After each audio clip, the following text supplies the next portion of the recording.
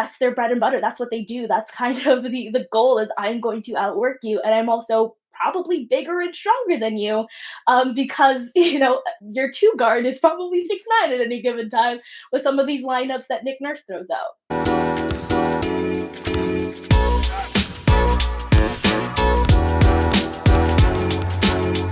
So I want to backtrack because full disclosure here, I whiffed on projecting what the Raptors were going to be last season, and they were a very pleasant surprise in the league. And just wanted to ask you, as someone who covers the team and follows the team regularly, watches them more frequently than probably most our listeners, what is kind of their strategy, and how is a team that, quite frankly, basketball fans likely know the name Pascal Siakam by now, but might not know like Fred VanVleet, um, maybe haven't gotten to watch Scotty Barnes play much yet. How have they been so successful, and right now, even with that recent injury, sitting fifth in a very, very deep and competitive East? How have they been able to have that success? They're top 10 in offense and defense. They're one of only four teams in the entire league to do that. Mm, They're a team that's relentless. They are, like I say, the try hardiest team in the league. And this is a point that William Lou made on his show for Sportsnet today, which I thought was really I thought it was a really great point about why home and homes don't really work well for the Raptors. I talked about hating them earlier, and they split it with Chicago. They also split it with Miami this year. It's because the Raptors are not a team most people prepare to play. It's like mm. you kind of play them and you're like, oh God, they're just beating us up. They are the try hardiest team you'll ever see. They are relentless. Like Nick Nurse will say, full court press, and you're like, it's the second quarter in a game in January. You don't need to be trying this hard, but that's what the Raptors do. And I think on any given night, it overwhelms the other team. They are bruisers. They also have an entire roster of guys built just like Pascal Siakam, and that is a mismatch disaster for any team that they're going up against. And I think why the home and home is such an issue, and what William Lou's point was, is on that second night, you're kind of prepared for this team. You're kind of like, oh, this is what they want to do. They're going to try and force the ball out of my hands. They're going to try, they're going to crash the boards, and I'm going to need to play with this level of intensity. And you're kind of more prepared for it in the second night, that I think it's, easier to split that. And I think that's a very fair point. That's kind of how I see the Raptors winning a lot of games. They have a great record against the Bucks in recent years. They've got a great record against the Sixers and all these teams that people would peg as better than them. And I think a large part of that is their physicality and their and the effort with which they play kind of shocks teams on a given night. I like to listen to opposing broadcasts when I watch Raptor games, as often as I can, and I think I'm always hearing just how surprised the opposing broadcast is at, one, the sheer size of the Raptors, and also like the intensity with which they play. And that's how the Raptors are able to be as good as they are. They force a ton of turnovers. OG right now is averaging well over 3 steals. I think Fred had been at the time. At one point, it was Fred and OG that were the number one and number two in terms of forcing turnovers or getting steals. Gary was like leading the league in deflections for a good chunk of last year as well. They that's what they do. They force a ton of turnovers, and then you have guys with 6'9", who are 6'9" with 7 feet wingspans running the length of a court in transition. Who is going to be able to stop that? And all of those guys can handle the ball. So you'll see Precious running a fast break. You'll see OG running a fast break, or Pascal. And it's just like, it's too much, I think, for teams to overcome on a one-on-one basis. That's why I think they're a better regular season team than they are a playoff team. It surprises guys, and they play with such intensity, and they're just hard to match up with on any given night. Yeah, another thing you notice, just at a quick glance at the Raptors roster, is that there's only two players on that roster that are 30 or older. So do you Yeah. think that strategy is, I mean, you mentioned the great versatility that they have, the length that they have. Do you think they also play that way simply as factor of the age of the players that they have? Yeah, this is an incredibly young team, and Pascal is one of the oldest players on the court, but I mean, he has an engine that will never die out. So they just have young legs, and they're way more energized. It's why, like the Raptors, I said they're top 10 in offense. This is not a good offensive team. There's no reason for them to be, except the fact that they crashed the glass. They were second in offensive rebounds last year, just behind the Grizzlies. And it's the same thing that the Grizzlies do. It's very sort of similar. Of just I'm going to have more energy, and I'm going to, because I mean, think about the Grizzlies' record without John Morant. It wasn't that they were out talenting teams; it was the fact that they were outworking teams, and that's the Raptors kind of, that's their bread and butter. That's what they do. That's kind of the goal is I'm going to outwork you, and I'm also probably bigger and stronger than you, because your two guard is probably 6'9" at any given time with some of these lineups that Nick Nurse throws out. I love that you bring up the Grizzlies because I was just about to ask you if their Western comp team would be the Grizzlies. So Good that's point. perfect. Yeah. With this injury to Pascal, and like you said, we got to see where he is in a couple weeks here. But do you see the Raptors as a team that, I mean, of course, they're developing a lot of talent on this roster. We just mentioned the youth movement there. But do you see this as a team that could potentially be active at the trade deadline in a few months here? Yeah, honestly, and I think that comes down to the fact that Gary Trent Jr. has a player option, Hmm. and he most certainly is going to become a free agent, because the Raptors got him on such a sweet deal for the team and not for Gary. He deserves to get paid, and I think he's going to opt out, and that's going to force the Raptors' hands. And I don't know if they're committed to paying him long term because you're looking around at this team and you're like, you need Gary because Gary can hit a shot, and you're looking around at the rest of the roster. There aren't very many guys who can do that. But he also, in terms of he's the weakest defender in the starting lineup. He's also one of the only guys that isn't 6'9" outside of Fred VanVleet, who is the heart and soul of this team. So, he's obviously going to be a staple who stays. But Gary might not fit with what the Raptors are doing long term. I think in terms of Gary's skill set, there are lots of two guards who can, I think every single one of the threes that he's taken this season is a catch and shoot. Like, none of them have been off the dribble. You can find guys like that in the league. So I wouldn't be surprised if the Raptors didn't want to pay him this summer, and that might mean making a move and making a trade at the deadlines. I wouldn't be totally shocked if that was something that happened. But Masai's also very patient. He doesn't make a lot of those. Unless it's, to get Marc Gasol and win a championship. He's not doing that quite often. I want to circle back to Scotty Barnes, and you just mentioned his development just earlier in the season. Can you kind of shed some light into what his mentality has been coming into this season? He's rookie of the year, a lot of attention. He's part of an exciting rookie class. Even this year, we've seen like a new wave of just kind of young players. Is he feeling more pressure just considering the success of last season? There's always, from some fans, the feelings of a sophomore slump. Do you get the sense that he's dealing with any kind of mental hurdles, or do you think his mentality was he was ready to go by the time the season started?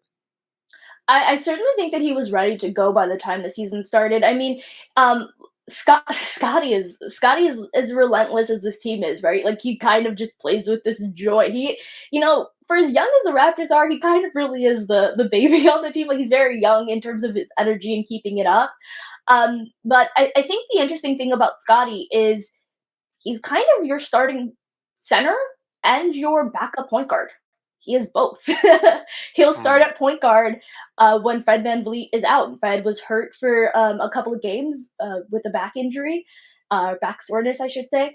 And so Scotty was your starting point guard. And that has been a completely new role that the Raptors, I mean, he did it a little bit last year, but that has been a new role that the Raptors are really trying with him this season. Last year, he was fifth on the Raptors in terms of usage percentage. So he was the fifth starter, literally. And this year, he's second behind only Pascal Siakam. So the ball is really in his hands more, and the Raptors are asking him to do a lot more. He started at center until Christian Koloko, the Raptors' second round pick this year, took that spot once Fred went hurt. Fred sat out with an injury. But so I think with Scotty, it's just like, can you play make and can you facilitate? That's kind of the question with Scotty. I mean, he can. The answer to that is yes, but getting him those reps. Yeah, and it seems like given the injury to Pascal, I mean, you're certainly not wanting to dip too much in the East standings, but it's a good opportunity to have like a third play creator, getting Scotty that experience. He Wanted might to be ask hobbled you. too right now, though, so that's a problem. Because he Yeah. hasn't been as aggressive. He's kind of laboring a little bit. There might be an ankle issue there too. So hopefully he's healthy because stuff. Yeah, can't take any more injuries for sure.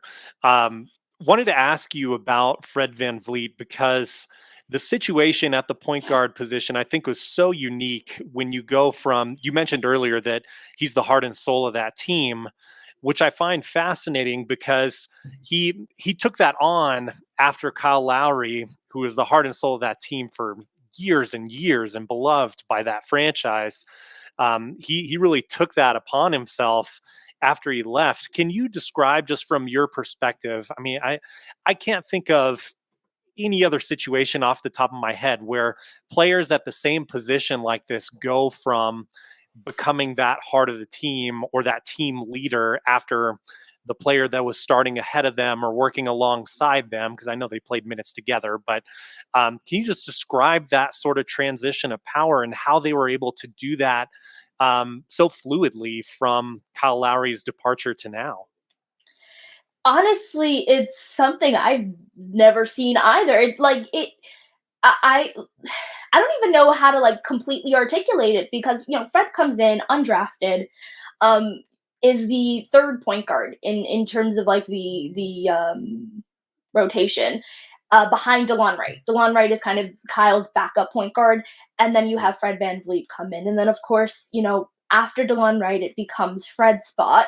Then they play together in the starting lineup, and I would say when Fred came in, he was less of a point guard, more of a shooting guard. And I still think he is a shooting guard at heart, which is why they were able to play together. The Raptors played Kyle and Fred together in the starting lineup as your 1 and 2, the smallest backcourt in the league.